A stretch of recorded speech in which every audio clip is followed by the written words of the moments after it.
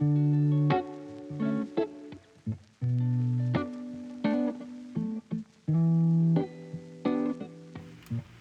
to our wonderful world of boat projects.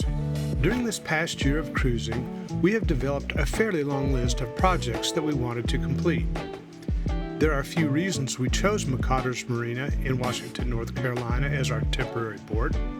One is for their location during hurricane season, and one is that marinas and good boat yards that will permit DIY work are getting difficult to find.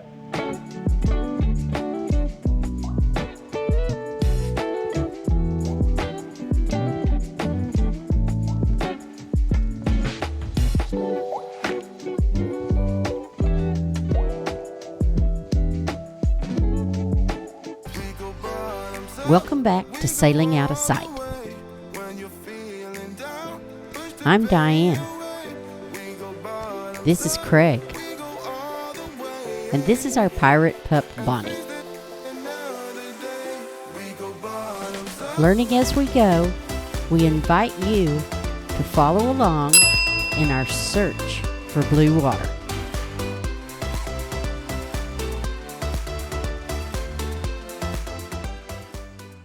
Well, today we are going to be going from McCotter's here in Washington, North Carolina, and make a day trip down to Savannah to pick up my car that we left behind in Savannah, Georgia. So it's going to be a long day of nothing but driving. It's going to be hot. I'm going to be in the air conditioning. One plus about a car drive, you do have air conditioning.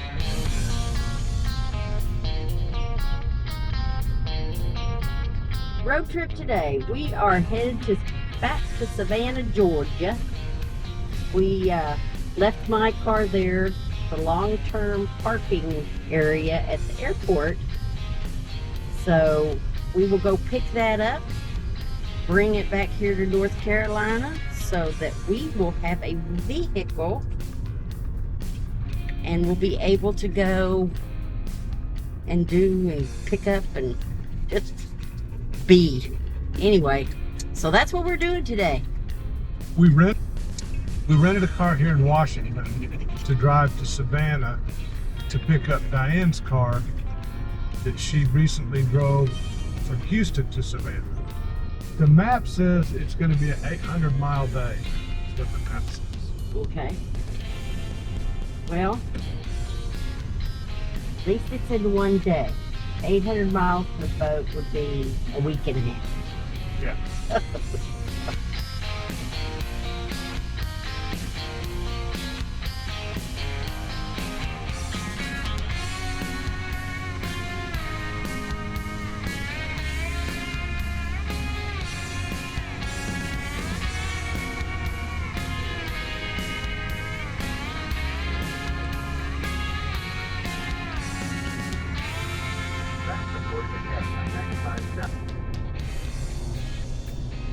We are on our way back. We're about halfway back to we've been a different place every night for the last week and a half. We're on our way back from Savannah, about halfway back to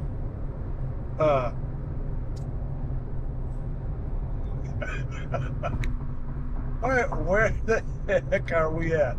Washington. The original Washington. I think we need to take this gauge apart and just start with a fundamental check so that we can prove whether it's the sender, the indicator, or the wire that's wrong.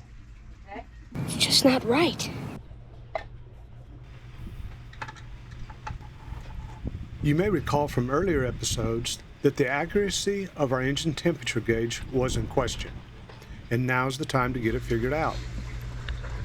So now we have the power on. When we first started this indicator was up here, close to the 130. Well, yeah, close to the 130. It was wherever it was when we turned the engine off when we pulled in. So now with the ignition on, I've got power to my gauge and I'm showing no temperature. I'm going to jump her across and bypass the sending unit. When I bypass the sending unit, the gauge goes full scale.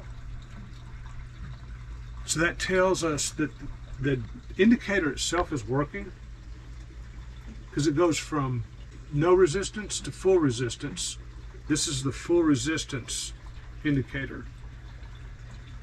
When I short it out, no resistance, that simulates high water temperature. So this indicator is functioning, seems to be functioning properly, which tells us that either there's something wrong with the wire going from the sender unit, or the sending unit itself is bad. Now what I'm going to do is we'll go test the sending unit wire out. We're at a point now on the temperature gauge for the Yanmar diesel that we've checked the dial indicator and it's functioning properly. We've checked the wire coming from the engine to the dial indicator and it's functioning properly, which means the only thing left in the loop, the only thing left in the system loop is the sending unit. And the sending unit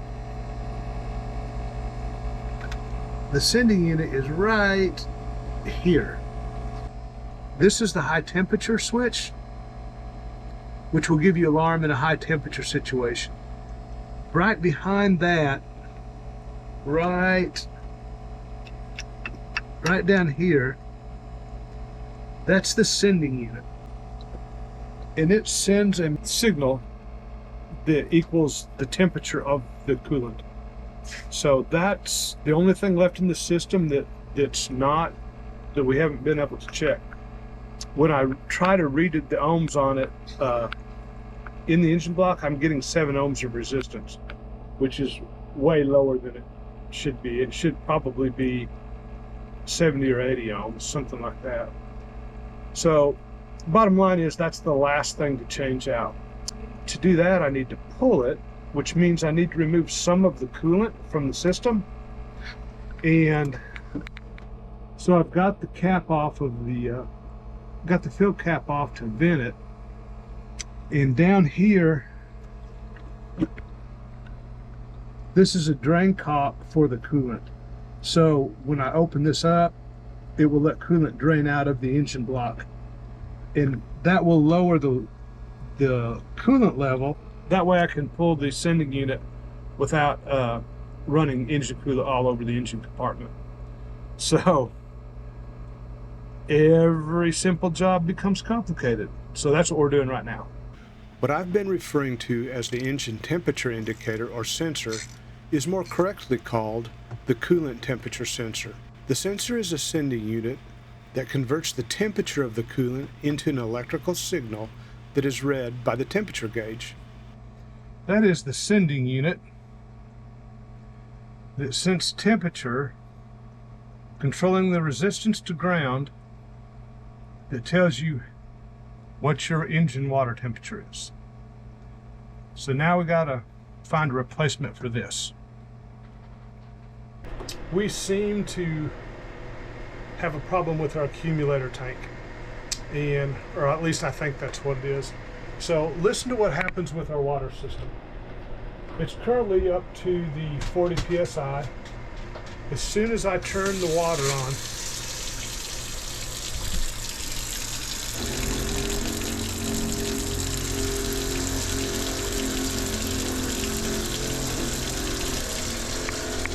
the pump comes on and it never catches up with the water demand.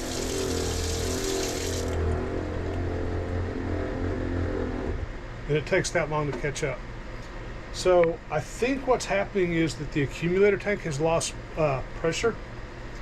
The accumulator tank is part of the system that's added to reduce your cycle time on your pumps, to make it run less, and it gives you some extra capacity of water between pump on and pump off. I think that's what's happening. So we're going to see if we can resolve that problem. We know we have a little leak, but that's not the leak.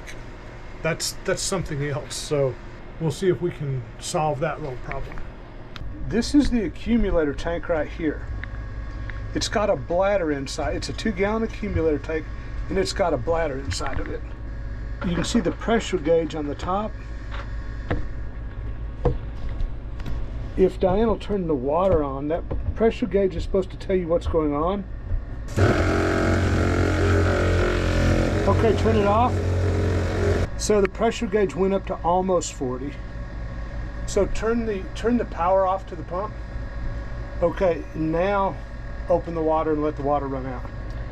So with no power on, as you can see that the pressure in this tank has dropped way below 20.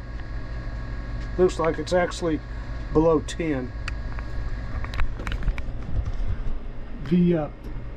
That tank is supposed to be pre-charged to 20 psi, so what it's got is no charge in it right now.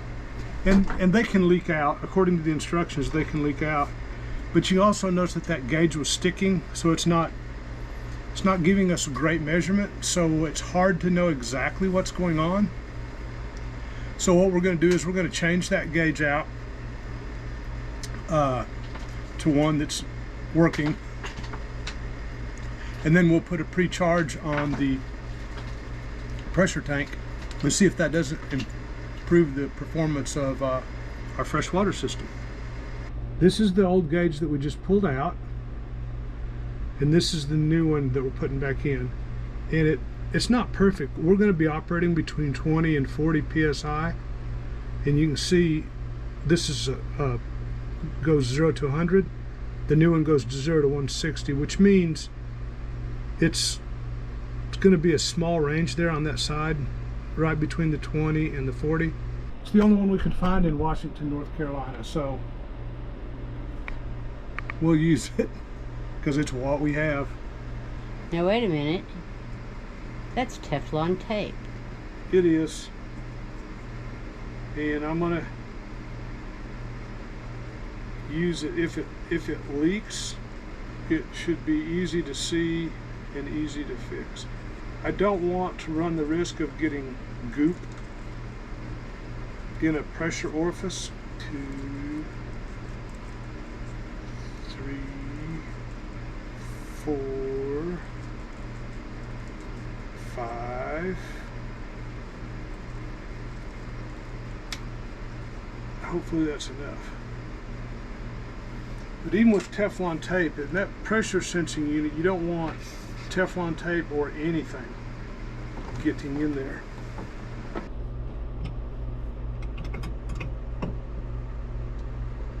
So let's turn the pump on and see what happens. Gonna get loud, boys and girls. Okay, it shut off at 40. That's correct. The pressure gauge with the pump power off and the water open, the pressure gauge is bleeding back down to 0, which tells me there's no pre-charge in this accumulator, and they're supposed to be 20 psi. Down here, it's hard to see, there's a Schrader valve right here. That Schrader valve, we're going to hook a pump up to it and see if we can pump some 20 psi into that accumulator. And we've never done that before, so we'll see how it goes.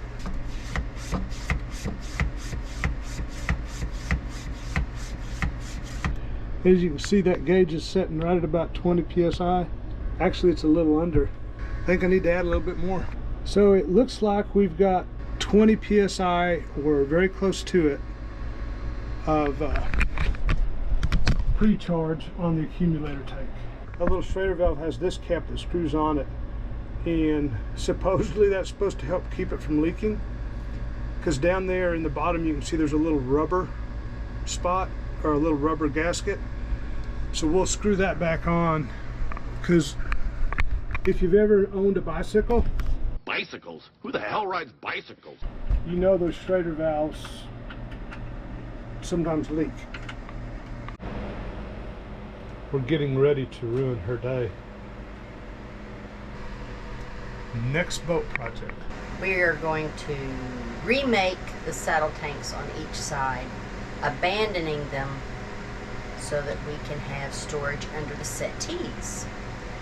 And that will involve cutting the top of the tanks out. And then we'll go from there. Because we're installing a water maker, and we've got a 140-gallon tank up front, we'll use the water maker in that tank. These two smaller saddle tanks are not nearly as important as they once were, so we are going to repurpose them and get some storage out of them, hopefully. And we decided to try that rather than removing them completely, because they'll have, otherwise we'll have to make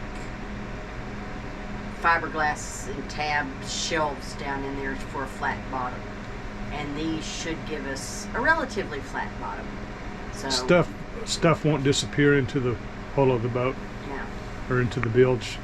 All right, Bonnie, you look like you're ready. So now the fun's going to start. We've got the water tank that runs this whole length. This tank is fiberglassed in, but what we've got is something right here. We drilled into it. It's a very, very thick chunk of aluminum that looks like it's fiberglass, just fiberglassed in place. But this is too valuable of a storage space just not to use. So we're going to see if we can get this cut loose, figure out what. Got no clue what it might be or why it's there. None.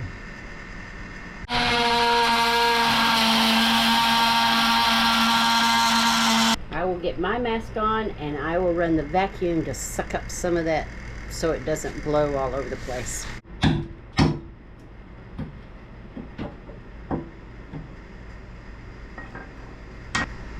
I'm wondering if we ever can get it up.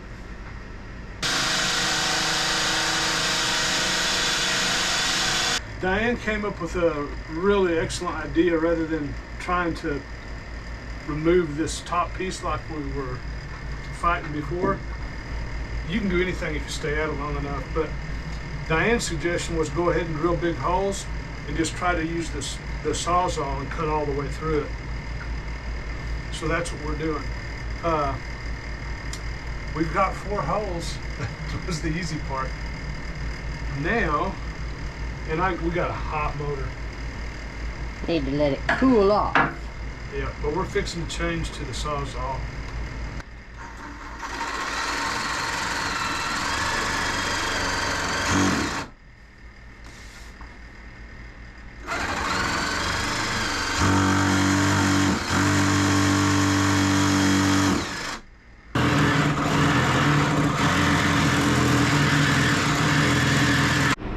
Did you get you a new toy?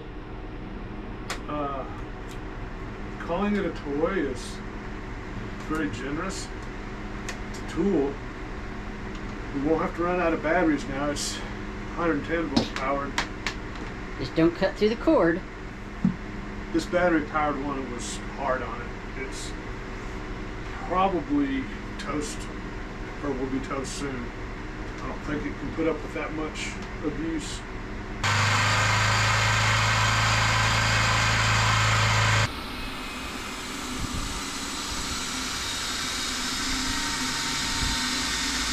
So what did we find in there? Lead, a bunch of lead, several hundred pounds of lead. So there's lead sitting on top of the water tanks, which the only reason you'd put lead on here would be for ballast. But why would you put it up high? Why not put it down low where it does the most good? But I guess I'll give Catalina a call and see if they can tell me. I mean, I got no problem hauling that weight around, but I don't need it here, and if I need the weight, let's put it down low.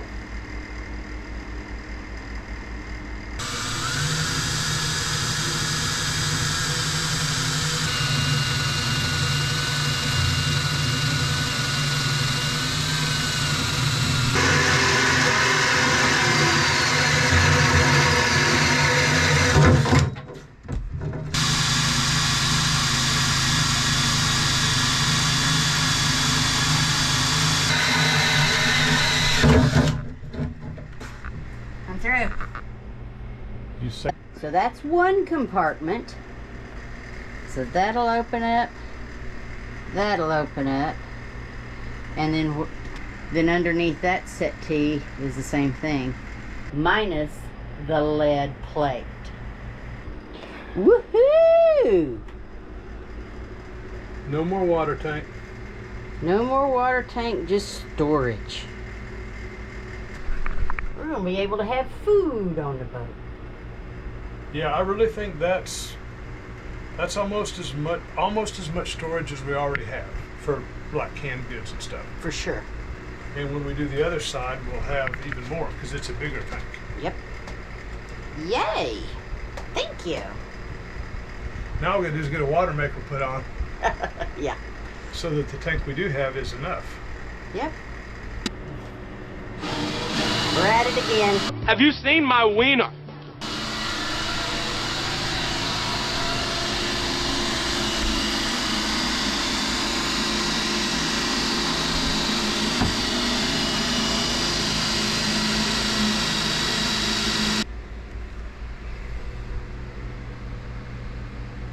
That's our extra storage space. Do you feel a sense of accomplishment?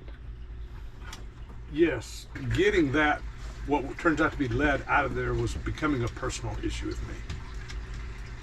I get so focused on things that, like, I don't know, 4 or 5 hours passed since I started that this afternoon. And I just plowed straight through it. When I tell you I don't multitask well, I don't. I get hyper focused on one task that time just slips away and it becomes a personal issue, and I feel like I have to win. You had a vendetta against that. Yeah, it was getting to be personal. Women say they multitask well. You remember when you told me how well you multitask? Mm-hmm. And I told you to be quiet and sit down, and you couldn't do either. It's because I was multitasking. I never won the quiet game when I was growing up. So you're not going to get me to be quiet. And chances are you're not going to get me to sit down because I'm always up doing something. It's out. Now we just got to find out why it was there and what we're going to do with that. That's a couple girls on the boat. Worth Okay. of ballast. We'll call Catalina and find out if there's any specific reason why it's there. I only see one boo-boo. I'm bleeding there. I'm bleeding there. I'm bruised there and there. And that's probably about it. Because Lord knows when the last time you had a tetanus shot was. It was when I got shrimp toe. Oh.